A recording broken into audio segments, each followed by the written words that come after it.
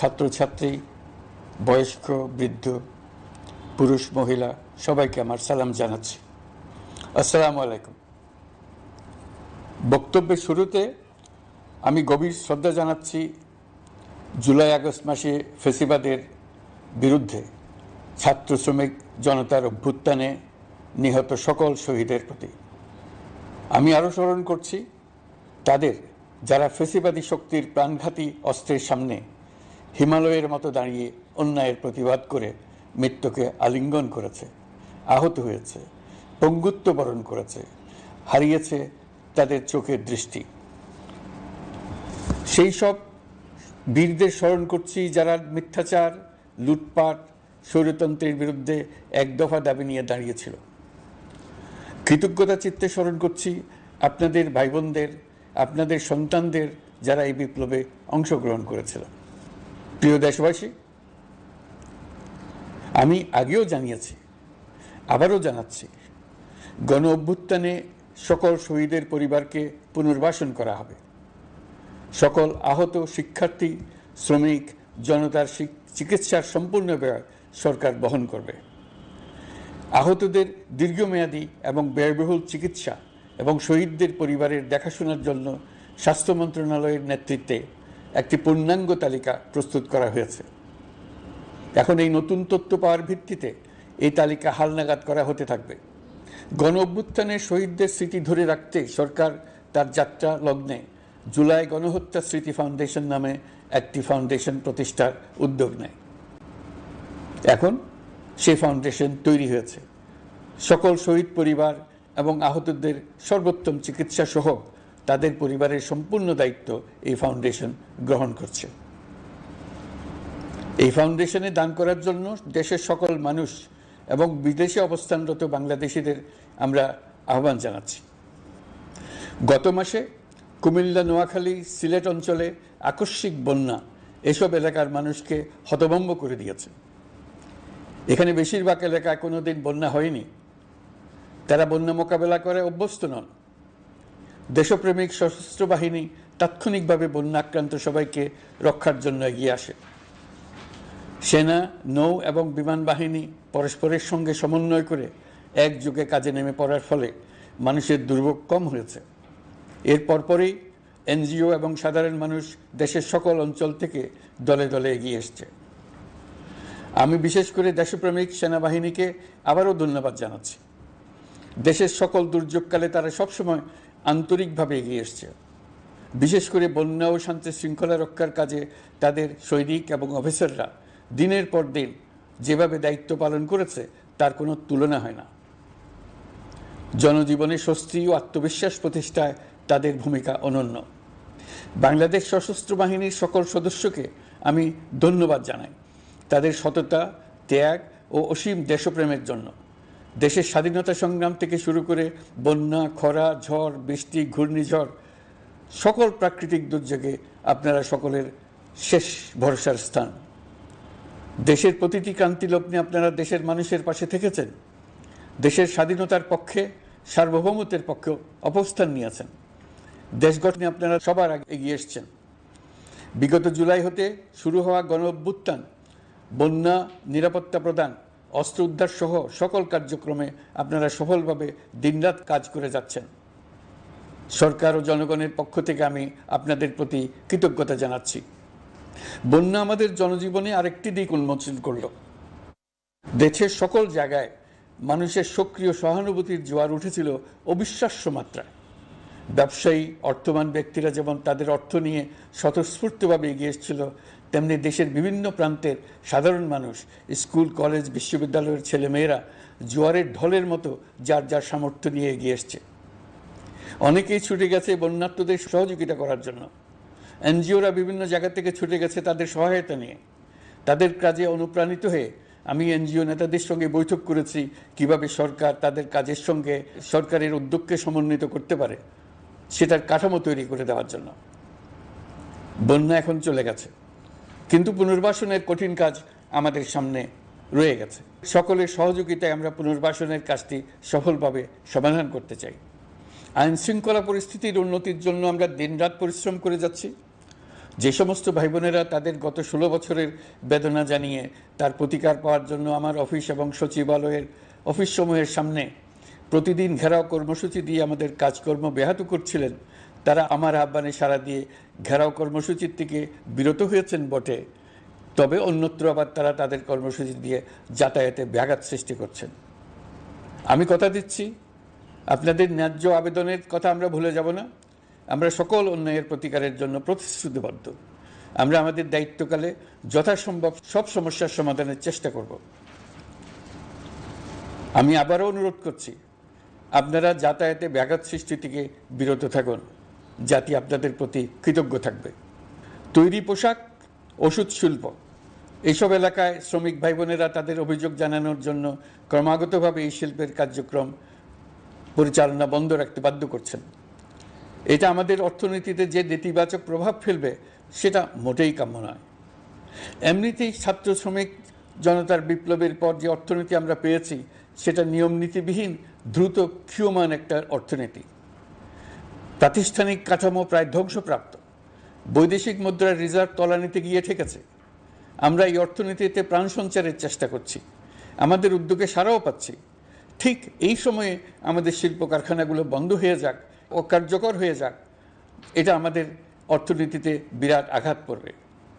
সেটা কিছুতেই আমাদের কাম্য হতে পারে না।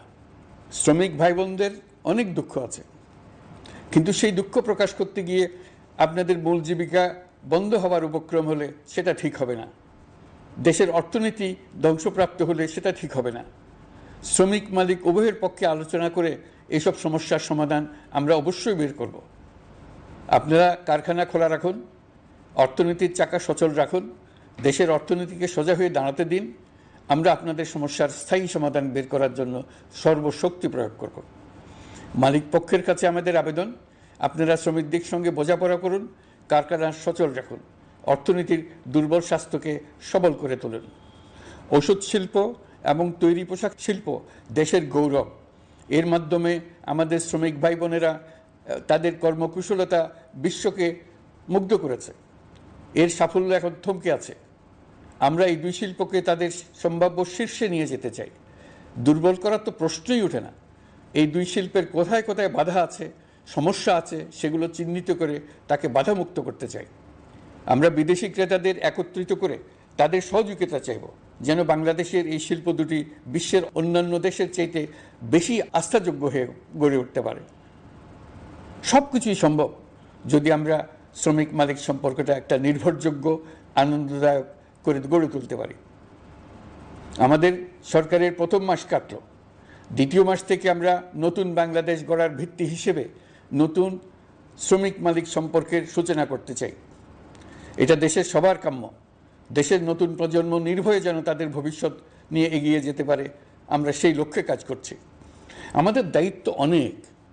ন্যায়ভিত্তিক একটা সমাজ গড়ে তোলার জন্য একসাথে অনেকগুলো কাজ আমাদের হাত দিতে হবে। 1 জুলাই থেকে 5 আগস্ট পর্যন্ত ছাত্র জনতার গণ আন্দোলনকে দমন করতে যেসব ফৌজদারি মামলা দায়ের করা হয়েছিল, এর মধ্যে হত্যা মামলা ছাড়া বাকি প্রায় সকল মামলা প্রত্যাহার করা হয়েছে। এইসব মামলায় গ্রেফতারকৃত সকলে মুক্তি পেয়েছে। দায়িত্ব গ্রহণের শুরুতেই অন্তর্বর্তীকালীন সরকার বিচার বিভাগের বড় সংস্কারের কাজে হাত দিয়েছে। যোগ্যতম ব্যক্তিকে প্রধান বিচারপতি নিয়োগ দেওয়াতে মানুষের মনে নতুন আশার সঞ্চার হয়েছে। আপিল বিভাগের বিচারপতি নিয়োগ অতি সত্বর এই সকল কালো আইন বাতিল ও প্রযোজ্য ক্ষেত্রে সংশোধন করা হবে।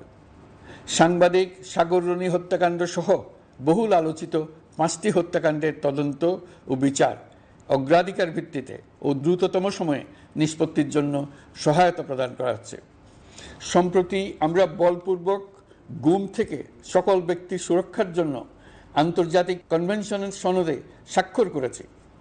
ফলে স্বৈরাচার দ্বারা প্রতিষ্ঠিত গুম সংস্কৃতির সমাপ্তি ঘটানোর জন্য আন্তর্জাতিকভাবে আমরা প্রতিজ্ঞাবদ্ধ হলাম। এছাড়া আমরা ফ্যাসিবাদ শাসনের 15 বছরে গুমের প্রতিটি ঘটনা তদন্ত করার জন্য পৃথক একটা কমিশন গঠন করছি। যেসব পরিবার তাদের নিখোঁজ পিতা, স্বামী, পুত্র এবং ভাইদের পাওয়ার জন্য বছরের পর বছর যন্ত্রণার সাথে অপেক্ষা করছেন, আমরা আপনাদের বেদনায় সমব্যথী। আয়নাঘরগুলো বন্ধ করে দেওয়া হয়েছে। এবং সেই সাথে বের হয়ে আসছে ফ্যাসিস্ট হাসিনা সরকারের গুমের শিকার ভাই বোনদের কষ্ট ও যন্ত্রণা গাথা। আমাদের তরুণ প্রজন্মের ভবিষ্যৎ যেন উজ্জ্বল হয় সেটা নিশ্চিত করতে শিক্ষা ব্যবস্থার দিকে আমাদের পূর্ণ নজর রয়েছে। ইতোমধ্যে প্রথম শ্রেণী থেকে দ্বাদশ শ্রেণী পর্যন্ত বর্তমানের ত্রুটিপূর্ণ শিক্ষাক্রম পরিবর্তন করা হয়েছে। বই সংশোধন ও পরিমার্জনের কাজ শেষ পর্যায়ে আছে। এই সংস্কারের কাজ অব্যাহত থাকবে। বিশ্ববিদ্যালয়সমূহের উচ্চ প্রশাসনিক পদগুলো পূরণ করে শিক্ষা কার্যক্রম স্বাভাবিক করার কাজ দ্রুত গতিতে এগিয়ে চলেছে। বেসরকারি শিক্ষা প্রতিষ্ঠানগুলোর পরিচালনা বোর্ডে দখলদারিত্বের রাজনীতি বন্ধ করার ব্যবস্থাও নেওয়া হয়েছে। আপনারা নিশ্চয় লক্ষ্য করেছেন, আমাদের প্রথম মাসে দেশের প্রায় সকল বিশ্ববিদ্যালয়ের উপাচার্য এবং উপাচার্য মহোদয়গণ পদত্যাগ করেছেন। উচ্চশিক্ষার ক্ষেত্রে এটা বিরাট শূন্যতার সৃষ্টি করেছে। প্রথম মাসে আমরা ক্রমাগতভাবে প্রতিটি বিশ্ববিদ্যালয়ে সবার কাছে গ্রহণযোগ্য এমন উপাচার্য এবং উপাচার্য নিয়োগ দেওয়ার কাজ শুরু করেছে। এর ফলে সকল সরকারি এবং বেসরকারি বিশ্ববিদ্যালয়গুলোতে নতুন উদ্যমে কাজ শুরু করার পরিবেশ সৃষ্টি হয়েছে। সংবাদ মাধ্যম ও মত প্রকাশের পূর্ণ স্বাধীনতা ইতিমধ্যে নিশ্চিত করা হয়েছে। আমরা সবাইকে বলে দিয়েছি, আপনারা মন খুলে আমাদের সমালোচনা করুন, আমরা সবার মতামতের প্রতি শ্রদ্ধাশীল। মিডিয়া যাতে কোনো রকম বাধা বিপত্তি ছাড়া নির্বিঘ্নে তাদের কাজ করতে পারে সেজন্য একটা মিডিয়া কমিশন গঠন করা সরকারের সক্রিয় বিবেচনাধীন। আরও যেসব কমিশন সরকার সহ অন্য সবাইকে জবাবদিহিতার আওতায় আনতে পারে আমরা তাদের পুনর্গঠন ও সংস্কারের উদ্যোগ নিয়েছি, যাতে তারা আরও শক্তিশালী হয়, জনকল্যাণে কাজ করে। দায়িত্ব গ্রহণের পর বিভিন্ন দেশের সরকার প্রধান টেলিফোনে এবং শুভেচ্ছা বার্তা পাঠিয়ে আমাকে অভিনন্দন জানিয়েছেন। বিভিন্ন দেশের রাষ্ট্রদূত এবং হাই কমিশনার বৃন্দ আমার সাথে সাক্ষাৎ করে দ্বিপাক্ষিক সহযোগিতা বৃদ্ধির আশ্বাস দিয়েছেন। আমার অনুরোধে সংযুক্ত আরব আমিরাতের 57 জন বাংলাদেশি যারা ফ্যাসিবাদ বিরোধী বিক্ষোভে অংশগ্রহণ করা বিভিন্ন মেয়াদে কারাদণ্ডে দণ্ডিত হয়েছিলেন তাদের সাধারণ ক্ষমা ঘোষণা করেছেন সে দেশের সরকার। ইতিমধ্যে তাদের কয়েকজন দেশে ফিরে এসেছেন। এই ক্ষমা প্রদর্শন ছিল অতি বিরল একটি ঘটনা। এই জন্য আমি সংযুক্ত আরব আমিরাতের রাষ্ট্রপতি শেখ মোহাম্মদ বিন জায়েদ আল নাহিয়ানকে ধন্যবাদ ও কৃতজ্ঞতা জানিয়েছি আপনাদের সবার পক্ষ থেকে। যে সমস্ত সরকার প্রধানের সঙ্গে আমার টেলিফোনে যোগাযোগ হয়েছে তাদের মধ্যে রয়েছেন ভারতের প্রধানমন্ত্রী নরেন্দ্র মোদী, পাকিস্তানের প্রধানমন্ত্রী শাহবাজ শরীফ। আমরা ভারত এবং অন্যান্য প্রতিবেশী রাষ্ট্রসমূহের সঙ্গে সুসম্পর্ক চাই, তবে সেই সম্পর্ক হতে হবে ন্যায্যতা এবং সমতার ভিত্তিতে। ভারতের সাথে আমরা ইতিমধ্যে বন্যা মোকাবেলায় উচ্চ পর্যায়ে দ্বিপাক্ষিক সহযোগিতার আলোচনা শুরু করেছি। দক্ষিণ এশিয়ায় আঞ্চলিক সহযোগিতা বৃদ্ধির লক্ষ্যে আমি সার্ক রাষ্ট্রগোষ্ঠী পুনর্জীবিত করার উদ্যোগ নিয়েছি। আমরা চাই আমাদের দেশ যেন একটি গণতান্ত্রিক দেশ হিসেবে বিশ্বের কাছে সম্মানের সাথে পরিচিত হয়। দেশের পরিকল্পনা যেন দেশের মানুষ কেন্দ্রিক হয়, কোনো নেতা বা দল কেন্দ্রিক না হয়।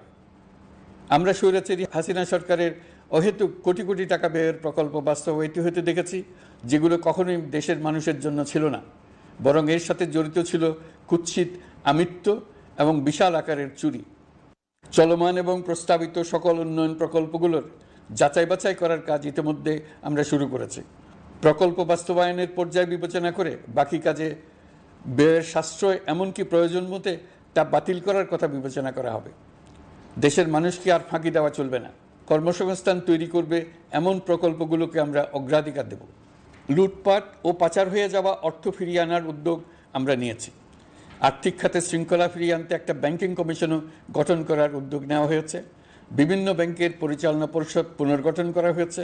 ব্যাংকিং খাতে এই এক মাসে বিরাট পরিবর্তন এসেছে, আপনারা নিশ্চয়ই সেটা লক্ষ্য করেছেন।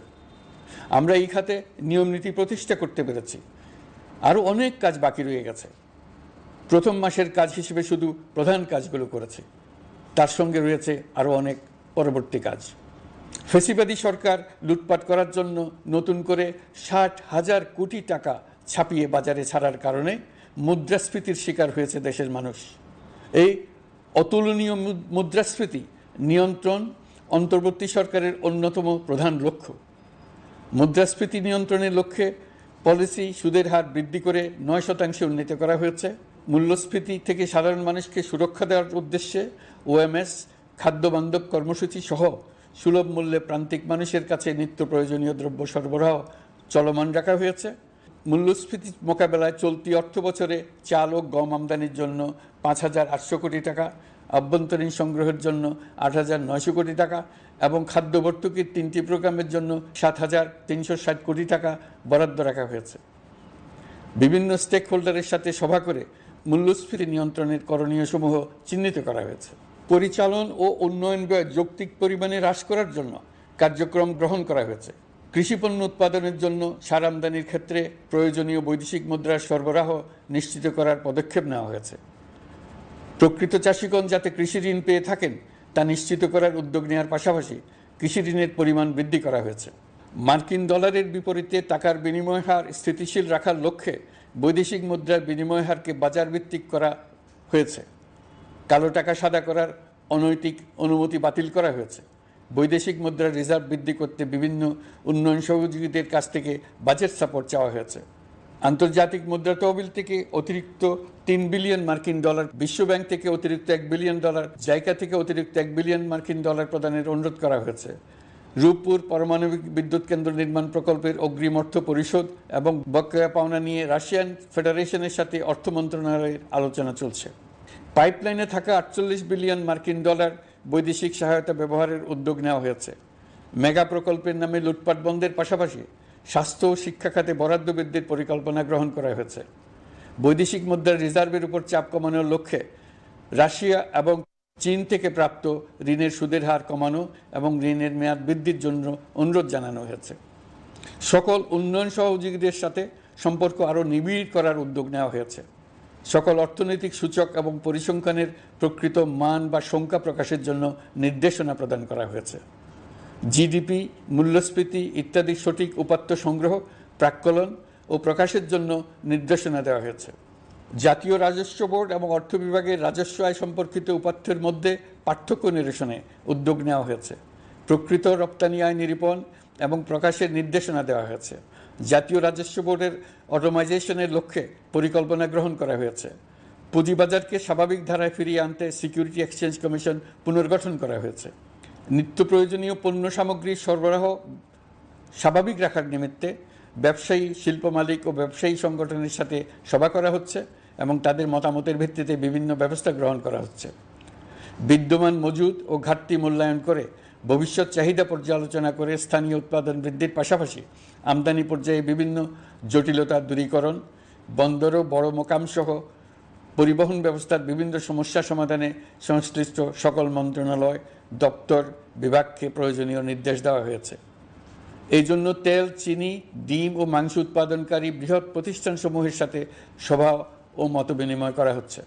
নিত্য প্রয়োজনীয় কিছু দ্রব্যাদি যেমন পেঁয়াজ, আলু এসবের দাম আরও কমানোর জন্য বিদ্যমান শুল্ক হার হ্রাসের বিষয়ে এনবিআরকে প্রয়োজনীয় নির্দেশনা দেওয়া হয়েছে। ইতোমধ্যে এনবিআর পেঁয়াজ, আলু ও কতিপয় কীটনাশকের ক্ষেত্রে আমদানি শুল্ক হ্রাস এবং ক্ষেত্র বিশেষে রেগুলেটরি শুল্ক প্রত্যাহার করে এসআরও জারি করেছে। নিম্ন আয়ের 1 কোটি পরিবারকে টিসিবির মাধ্যমে হ্রাসকৃত মূল্যে কিছু পণ্য যেমন পরিবার প্রতি চাল মাসে 5 কেজি, সয়াবিন তেল মাসে 2 কেজি, মসুর ডাল মাসে 2 কেজি দেওয়া হচ্ছে। এটি সামনের দিনগুলোতে অব্যাহত রাখা হবে। সরকার দায়িত্ব গ্রহণের পর জনপ্রত্যাশা অনুযায়ী বিদ্যুৎ, জ্বালানি ও খনিজ সম্পদ মন্ত্রণালয় হতে বিদ্যুৎ ও জ্বালানির দ্রুত সরবরাহ বৃদ্ধি আইনের অধীনে চলমান সকল প্রকার নেগোসিয়েশন, প্রকল্প বাছাই এবং ক্রয় প্রক্রিয়াকরণ কার্যক্রম আপাতত স্থগিত করা হয়েছে। গত 1.5 দশকে এই আইন ব্যবহার করে লক্ষ কোটি টাকা লুটপাট হয়েছে। বিদ্যুৎ, জ্বালানি ও খনিজ সম্পদ মন্ত্রণালয়ের আওতাধীন কোম্পানিসমূহে অধিকতর স্বচ্ছতা ও জবাবদিহিতা আনার লক্ষ্যে কোম্পানিসমূহের পরিচালনা পর্ষদ পুনর্গঠন করা হয়েছে। প্রকৌশল, ভূতত্ত্ব এবং খনিজ হিসাব বিষয়ে অধ্যয়ন করেছে এমন ছাত্র প্রতিনিধি অন্তর্ভুক্ত করার জন্য উদ্যোগ গ্রহণ করা হয়েছে। এই খাতে অধিকতর সক্ষমতা, গতিশীলতা এবং জবাবদিহিতা নিশ্চিত করার লক্ষ্যে বিশেষজ্ঞগণের সমন্বয়ে একটি কমিটি গঠন করা হয়েছে। জ্বালানি তেলের মূল্য জনপ্রত্যাশা অনুযায়ী সহনশীল রাখতে অকটেন ও পেট্রোলের দাম 6 টাকা, ডিজেল ও কেরোসিনের দাম 1 টাকা 25 পয়সা কমানো হয়েছে। 37 দিন বন্ধ থাকার পর গত 25 আগস্ট হতে মিরপুর 10 ও কাজীপাড়া স্টেশন ছাড়া বাকি সব স্টেশনে মেট্রো রেল পুনরায় চালু করা হয়েছে। ভুয়া মুক্তিযোদ্ধাদের চিহ্নিত করার লক্ষ্যে বিশেষ করে মুক্তিযুদ্ধের সময় যাদের বয়স 12.5 বছরের কম ছিল তাদের মুক্তিযুদ্ধ তালিকা হতে বাতিলের জন্য সুপ্রিম কোর্টে লিভ টু আপিলের পদক্ষেপ গ্রহণ করা হয়েছে। মুক্তিযোদ্ধা কল্যাণ ট্রাস্টের আওতাধীন বেদখলকৃত স্থাবর সম্পত্তি উদ্ধারে প্রয়োজনীয় ব্যবস্থা গ্রহণ করা হয়েছে। গৃহায়ন ও গণপূর্ত মন্ত্রণালয় কর্তৃক গৃহীত বরিশাল, রংপুর, ময়মনসিংহ উন্নয়ন কর্তৃপক্ষ আইন এর খসড়া তৈরির কার্যক্রম নেওয়া হয়েছে। পূর্বাচল নতুন শহর প্রকল্প, ঢাকার আশেপাশে স্যাটেলাইট সিটি নির্মাণের রোডম্যাপ চূড়ান্তকরণের উদ্যোগ নেওয়া হয়েছে। বিধি বহির্ভূত প্রদত্ত প্লট ও ফ্ল্যাটের বরাদ্দ বাতিলের উদ্যোগ নেওয়া হয়েছে। প্রিয় দেশবাসী, আপনাদের আমাদের সন্তানদের জন্য একটি গণতান্ত্রিক বাংলাদেশের রূপরেখা তৈরি করতে আমরা দৃঢ় প্রতিজ্ঞ। আর যেন আমাদের কোনো স্বৈরাচারের হাতে পড়তে না হয়। আমরা যাতে বলতে পারি আমরা একটি গণতান্ত্রিক দেশে বসবাস করি। আমরা যাতে সকলেই দাবি করতে পারি যে এই দেশটি আমাদের। আমরা সেই লক্ষ্যেই কাজ করছি। কেউ আইন নিজের হাতে তুলে নেবেন না। আইন নিজের হাতে তুলে নিয়ে কেউ সমাজে বিশৃঙ্খল পরিবেশ সৃষ্টি করলে আমরা তাকে অবশ্যই শাস্তির আওতায় নিয়ে আসব। আমরা একটি সাম্প্রদায়িক সম্প্রীতির দেশ। ধর্মীয় সম্প্রীতি বিনষ্ট হয় এমন কোনো কাজ কেউ কোনোভাবেই করবেন না। অতীতে শুধুমাত্র আওয়ামী মতাদর্শী না হওয়ার কারণে 28তম থেকে 42তম BCS পর্যন্ত BPSC কর্তৃক সুপারিশকৃত অনেক প্রার্থী নিয়োগ বঞ্চিত হয়েছেন। 8ই আগস্ট পরবর্তী সময়ে এর মধ্যে এদের 259 জনকে নিয়োগ দেওয়া হয়েছে।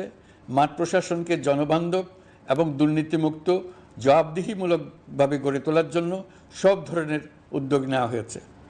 সরকারি কর্মচারীদের বাধ্যতামূলকভাবে সম্পদ বিবরণী দাখিলের নির্দেশ দেওয়া হয়েছে এবং এটা প্রতি বছর তাদেরকে করতে হবে।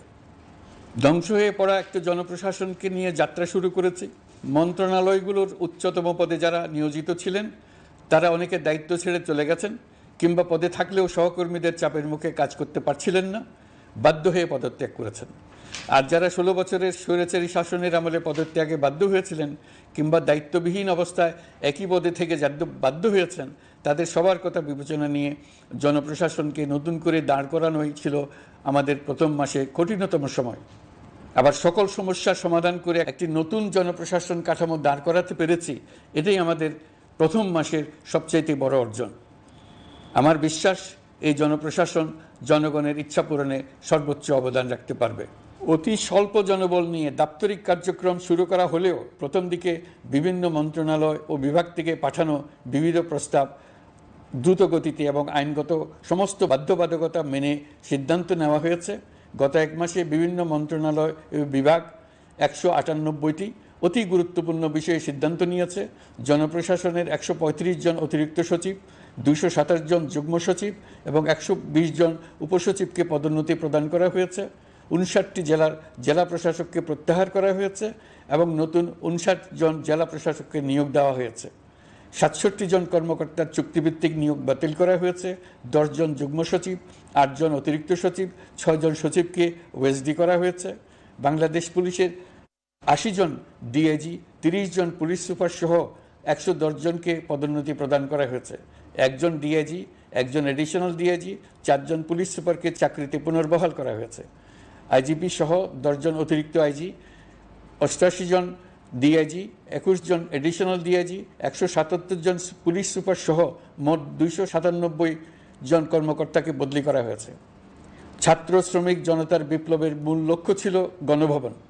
এটা ছিল স্বৈরাচারের কেন্দ্রবিন্দু। এই সরকার বিপ্লবের প্রতি সম্মান দেখিয়ে গণভবনকে বিপ্লবের জাদুঘর হিসেবে ঘোষণা দিয়েছে। ছাত্র জনতার ক্ষোভকে স্থায়ীভাবে তুলে ধরার জন্য গণভবনের আর কোনো সংস্কার করা হবে না। ছাত্র জনতার ক্ষোভের মুখে তা যে অবস্থায় দাঁড়িয়েছিল সেই অবস্থায় তাকে রাখা হবে। যেসব মূল্যবান সামগ্রী জনতা নিয়ে গিয়েছিল সেগুলো অনেক ফেরত দিয়ে গেছেন। যারা নিয়ে গিয়েছেন তারা নিজেরাই ফেরত দিয়ে গেছেন। তাদের আমরা দেশবাসীর পক্ষ থেকে ধন্যবাদ জানাচ্ছি। আরও কিছু জিনিস পাওয়া যায়নি। যারা নিয়ে গেছেন তাদের কাছে আমাদের অনুরোধ থাকবে তারা যেন এইসব সামগ্রী ফেরত দিয়ে যান। আমরা উল্লেখ করব এইসব বিক্ষুব্ধ জনতা নিয়ে গিয়েছিল, কিন্তু বিজয়ের পর তারা আবার জাদুঘরের প্রতি সম্মান দেখিয়ে এগুলো ফেরত দিয়ে গিয়েছেন। আমরা নতুন বাংলাদেশকে একটা পরিবেশ বান্ধব এবং জীববৈচিত্র্যময় দেশ হিসেবে গড়ে তোলার উদ্যোগ নিয়েছি। এটি তরুণদের আকাঙ্ক্ষা, আমাদের সবারই আকাঙ্ক্ষা। সেই লক্ষ্যে আমি প্রথমেই একটি ক্ষুদ্র পদক্ষেপ নিয়েছি। আমার বাসভবন এবং সমগ্র সচিবালয়ে প্লাস্টিকের পানির বোতল ব্যবহার নিষিদ্ধ করেছে। ইতিমধ্যে সুপার শপগুলোতে পলিথিনের শপিং ব্যাগ ব্যবহার বন্ধ করার উদ্যোগ নেওয়া হয়েছে। গত কয়েক দশকে যে পরিমাণ নদী দূষণ হয়েছে আমরা তা বন্ধ করার উদ্যোগ নিয়েছি। আমরা সংস্কার চাই। আমাদের একান্ত অনুরোধ, আমাদের উপর যে সংস্কারের গুরু দায়িত্ব দিয়েছেন সেই দায়িত্ব দিয়ে আপনারা দর্শকের গ্যালারিতে চলে যাবেন না, আপনারা আমাদের সঙ্গে থাকুন। আমরা একসঙ্গে সংস্কার করব, এটা আমাদের সবার দায়িত্ব। আপনারা নিজ নিজ জগতে সংস্কার আনুন। একটা জাতির সংস্কার শুধু সরকারের সংস্কার হলে হয় না। আপনি ব্যবসায়ী হলে আপনার ব্যবসায়ী সংস্কার আনুন, ব্যবসায়ী গোষ্ঠীরা তাদের নিজ নিজ সমিতির মাধ্যমে সংস্কার আনুন, সমিতিতে সংস্কার আনুন, নতুন করে সমিতি গঠনতন্ত্র সংশোধন করুন। আপনি শ্রমিক হলে আপনার ক্ষেত্রে আপনি সংস্কার করুন, আপনি রাজনৈতিক নেতাকর্মী হলে আপনার ক্ষেত্রে সংস্কার করুন, আপনি প্রতিষ্ঠান প্রধান হলে আপনার প্রতিষ্ঠানে সংস্কার আনুন। আমি এটাকে সুযোগ হিসেবে গ্রহণ করার জন্য সবাইকে আহ্বান জানাচ্ছি। এই সংস্কারের মাধ্যমে আমরা জাতি হিসেবে নতুনভাবে যাত্রা শুরু করতে চাই। আমাদের এই যাত্রা আমাদেরকে পৃথিবীর একটা সম্মানিত জাতি হিসেবে প্রতিষ্ঠিত করুক, এটাই আমাদের সবার কাম্য, এটাই আমাদের সবার লক্ষ্য। গত এক মাসে আমি বেশ কিছু রাজনৈতিক দলের সঙ্গে পৃথকভাবে বসছি, তাদের সঙ্গে মতামত বিনিময় করেছি। তারা আমাদের উৎসাহিত করেছেন, ছাত্র শ্রমিক জনতার বিপ্লবের লক্ষ্যের প্রতি সমর্থন জানিয়েছেন, সংস্কারের কাজে পূর্ণ সহযোগিতার দেওয়ার আশ্বাস দিয়েছেন। আমি দেশের বিশিষ্ট সম্পাদক বৃন্দের সঙ্গে মত বিনিময় করেছি, তারাও সংস্কারের কাজে পূর্ণ সহযোগিতা দেওয়ার আশ্বাস দিয়েছেন। তারা বিভিন্ন বিষয়ে মূল্যবান পরামর্শ দিয়েছেন। সবার পরামর্শ নিয়ে এখন আমাদের অগ্রসর হওয়ার পালা। আমি বিশিষ্ট ব্যবসায়ীদের সঙ্গে বৈঠক করেছি, তাদের কাছে আমাদের সরকারের লক্ষ্যগুলো ব্যাখ্যা করেছি, তারাও আমাদের লক্ষ্যের সঙ্গে একমত প্রকাশ করেছেন। আপনারা জানেন, ছাত্র শ্রমিক জনতার ঐতিহাসিক জুলাই গণ অভ্যুত্থানের মুখে এবং হাজারো মানুষের আত্মদানের বিনিময়ে বাংলাদেশে ফ্যাসিস্ট সরকারের পতন হয়েছে। এই গণ অভ্যুত্থানের বার্তা ও আকাঙ্ক্ষা বাস্তবায়নের জন্য একটি অভূতপূর্ব সময় ও সুযোগ আমরা এর মধ্য দিয়ে অর্জন করেছি। এর বাস্তবায়ন তথা বাংলাদেশের ফ্যাসিজম বা স্বৈরতান্ত্রিক শাসন পুনরাবৃত্তির আশঙ্কা রোধ এবং জনমালিকানা ভিত্তিক কল্যাণমুখী জনস্বার্থে নিবেদিত একটি রাষ্ট্র ব্যবস্থা প্রবর্তনের লক্ষ্যে কিছু জাতীয় ভিত্তিক সংস্কার সম্পন্ন করা জরুরি হয়ে পড়েছে। উক্ত সংস্কার ভাবনার অন্যতম কেন্দ্রবিন্দু হচ্ছে সুষ্ঠু নির্বাচন ব্যবস্থা, সুশাসন প্রতিষ্ঠা করা। আমরা যেহেতু জনগণের ভোটাধিকার ও জনগণের মালিকানায় বিশ্বাস করি, সেহেতু নির্বাচন ব্যবস্থার উন্নয়নে আমাদের সংস্কার ভাবনায় গুরুত্ব পেয়েছে অধিক। আমরা মনে করি নির্বাচনের নামে সংখ্যাগরিষ্ঠতার একাধিপত্য ও দুঃশাসন মানুষের উপর চাপিয়ে দেওয়া বা এর মাধ্যমে এক ব্যক্তি বা এক পরিবার বা কোনো গোষ্ঠীর কাছে সকল ক্ষমতা কক্ষীগত করে রাখার কোনো ক্রমেই গ্রহণযোগ্য নয়। এসব আশঙ্কা রোধ করার জন্য নির্বাচনের সাথে সম্পর্কিত নির্বাচন কমিশন সহ অন্যান্য প্রতিষ্ঠানগুলোর সংস্কারের কথা আমরা ভাবছি। নির্বাচন ব্যবস্থার সাথে সম্পর্কিত প্রতিষ্ঠান হিসেবে পুলিশ প্রশাসন, জনপ্রশাসন, বিচার প্রশাসন, দুর্নীতি দমন কমিশন এই 4টি প্রতিষ্ঠানের সংস্কার করা সুষ্ঠু ও অবাধ নির্বাচনের জন্য অপরিহার্য। এসব প্রতিষ্ঠানের সংস্কার জনমালিকানা ভিত্তিক, জবাবদিহিমূলক এবং কল্যাণমূলক রাষ্ট্র ব্যবস্থা প্রতিষ্ঠায় অবদান রাখবে বলে আমি বিশ্বাস করি। এর পাশাপাশি সমাজের সকল স্তরের মানুষের প্রতিনিধিত্ব ও স্বার্থ নিশ্চিত করার জন্য এবং জুলাই গণ অভ্যুত্থানের বার্তাকে প্রতিফলিত করার জন্য সাংবিধানিক সংস্কারের প্রয়োজন আমরা অনুভব করছি। এসব বিষয়ে সংস্কার করার প্রাথমিক পদক্ষেপ হিসেবে আমরা প্রাথমিকভাবে 6টি কমিশন গঠন করার সিদ্ধান্ত নিয়েছি। এসব কমিশনের কাজ পরিচালনার জন্য বিষয়ভিত্তিক অভিজ্ঞতা বিবেচনা করে 6 জন বিশিষ্ট নাগরিকের নেতৃত্বে এই কমিশনগুলো পরিচালনা করার দায়িত্ব দিয়েছি। এরপর আরও বিভিন্ন বিষয়ে কমিশন গঠন করার প্রক্রিয়া আমরা অব্যাহত রাখব। নির্বাচন ব্যবস্থা সংস্কার কমিশনের প্রধান হিসেবে দায়িত্ব পালন করবেন ডক্টর বদিউল আলম মজুমদার। পুলিশ প্রশাসন সংস্কার কমিশনের প্রধান হিসেবে কাজ করবেন জনাব সরফরাজ চৌধুরী। বিচার বিভাগ সংস্কার কমিশনের প্রধান হিসেবে দায়িত্ব পালন করবেন বিচারপতি শাহ আবু নাঈম মুমিনুর রহমান। দুর্নীতি দমন সংস্কার কমিশনের প্রধান হিসেবে দায়িত্ব পালন করবেন ডক্টর ইফতেখারুজ্জামান। জনপ্রশাসন সংস্কার কমিশনের প্রধান হিসেবে দায়িত্ব পালন করবেন জনাব আব্দুল মুহিত চৌধুরী। সংবিধান সংস্কার কমিশনের প্রধান হিসেবে দায়িত্ব পালন করবেন ডক্টর শাহদিন মালিক। এসব কমিশনের অন্য সদস্যদের নাম কমিশন প্রধানদের সাথে আলোচনা করে ঠিক করা হবে। কমিশনগুলোর আলোচনা ও পরামর্শ সভায় উপদেষ্টা পরিষদের সদস্য, ছাত্র, শ্রমিক জনতা আন্দোলনের প্রতিনিধি, নাগরিক সমাজ ও রাজনৈতিক দলের প্রতিনিধিরা উপস্থিত থাকবেন। পূর্ণাঙ্গভাবে গঠিত হওয়ার পর কমিশন আনুষ্ঠানিকভাবে তাদের কাজ আগামী 1 অক্টোবর থেকে শুরু করতে পারবে বলে আমি আশা করছি। এবং এটি পরবর্তী 3 মাসের মধ্যে সম্পন্ন হবে বলে আমরা ধারণা করছি। কমিশনের রিপোর্টের ভিত্তিতে সরকার পরবর্তী পর্যায়ে প্রধান রাজনৈতিক দলগুলোর সাথে পরামর্শ সভার আয়োজন করবে। চূড়ান্ত পর্যায়ে ছাত্র সমাজ, নাগরিক সমাজ, রাজনৈতিক দলের প্রতিনিধি, সরকারের প্রতিনিধি নিয়ে ব্যাপক ভিত্তিক 3 থেকে 7 দিন ব্যাপী একটি পরামর্শ সভার ভিত্তিতে সংস্কার ভাবনার রূপরেখা চূড়ান্ত করা হবে। এতে এই রূপরেখা কীভাবে বাস্তবায়ন হবে তার একটি ধারণাও দেওয়া হবে। এই আয়োজন জুলাই গণ অভ্যুত্থানের বার্তা বাস্তবায়ন ও রাষ্ট্র পুনর্নির্মাণ তাগিদের ঐক্যবন্ধনে গোটা জাতিকে শক্তিশালী ও আশাবাদী করে তুলবে বলে আমাদের বিশ্বাস। প্রিয় দেশবাসী, আমাদের সামনে অনেক কাজ, সবাই মিলে একই লক্ষ্যে আমরা অগ্রসর হতে চাই। আমাদের মধ্যে, বিশেষ করে আমাদের নতুন প্রজন্মের মধ্যে যে সুপ্ত প্রতিভা লুকিয়ে আছে সেটা যেন বিনা বাধায় রাষ্ট্রের এবং সমাজের সহযোগিতায় প্রকাশ করতে পারি, সেই সুযোগের কাঠামো তৈরি করতে চাই। সকলে মিলে আমাদের পরিবারের প্রতিটি সদস্যকে, সে ঝাড়ুদার হোক, ছাত্র হোক, শিক্ষক হোক, যে কোনো ধর্মের হোক, সবার সমান অধিকার নিশ্চিত করতে চাই। এই হলো আমাদের সংস্কারের মূল লক্ষ্য। আসুন ছাত্র শ্রমিক জনতার এই বিপ্লবের লক্ষ্যকে আমরা দ্রুত বাস্তবায়ন করি। আমাদের প্রথম মাসে আমরা যেই গতিতে, যে উদ্যম নিয়ে কাজ এগিয়ে নিয়ে যাওয়ার কথা চিন্তা করেছিলাম সেটা হয়তো করতে পারিনি বাস্তব অবস্থার পরিপ্রেক্ষিতে। দেশের আইনশৃঙ্খলা পরিস্থিতি স্বাভাবিক রাখা গেলে আশা করি আমরা আমাদের গতি অনেক বাড়াতে পারব। এই জন্য দেশের সকল মানুষের কাছে, শিক্ষক, ছাত্রছাত্রী, কৃষক, শ্রমিক, পেশাজীবী, বড় ব্যবসায়ী, ক্ষুদ্র ব্যবসায়ী, দিনমজুর, গৃহিণী, সকলের সহযোগিতা চাইছি। আমাদের কাজ বড় কঠিন, কিন্তু জাতি হিসেবে এবার ব্যর্থ হওয়ার কোনো অবকাশ আমাদের নেই। আমাদেরকে সফল হতেই হবে। এই সাফল্য আপনাদের কারণেই আসবে, আপনার সহযোগিতার কারণেই আসবে।